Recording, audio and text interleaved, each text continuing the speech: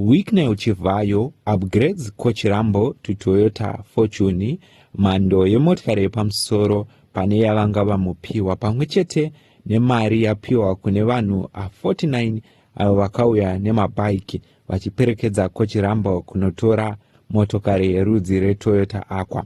Kusangana kwatinoita pano pachannel yenyu yatinokuigirai nhau yakasiyana-siyana yeHarare Networks inobata nhau dzinoitika munharaunda matinogara nemunzvimbo makasiyana-siyana menyika yedu yeZimbabwe.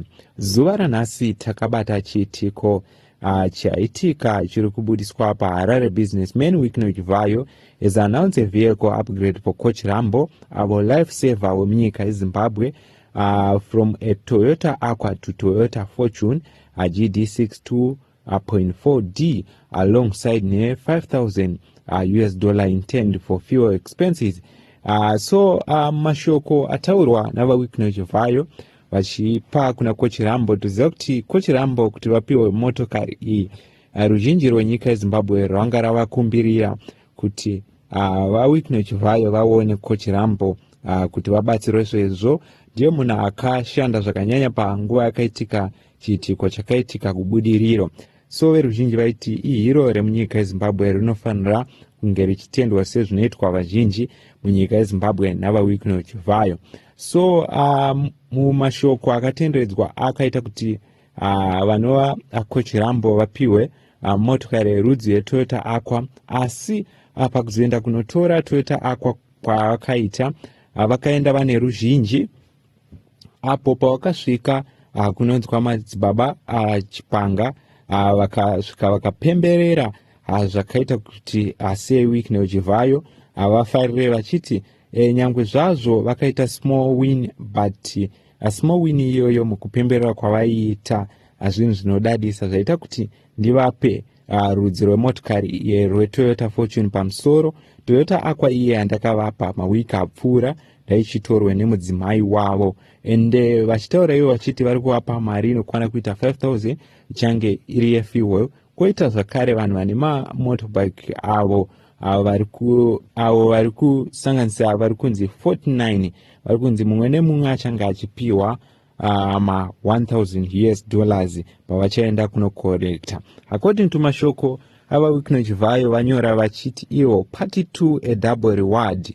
Life has taught me that the people who celebrate their small winning with gratitude are often the same people who eventually find themselves standing before much bigger blessing and much greater opportunity. My brother Coach Rambo, I think going to collect a Toyota Aqua would receive so much hype and support from your friends like this. I feel so honored, and once again I say congratulations to you, my brother. Your level of appreciation was so touching, and I genuinely feel that you deserve an immediately upgrade. Please go and see Madzibaba Chipaga on a Saturday morning and collect your brand new Toyota Fortune.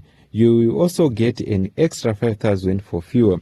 Toyota Aqua chipa mukadzi wako anga akagara paside seat awane chekufambisa, and because of your level of appreciation for what the world thought was small, she has also been granted to become a car owner. She also received a cash 5,000 kana wakuda kuroora unouya ndokubatsira nepfuma yacho yese. A real friend always celebrate your success no matter how small. To all the 49 bikers who showed their support and accompanied you to a enterprise car sale, each one of you will receive 1,000 in cash as well.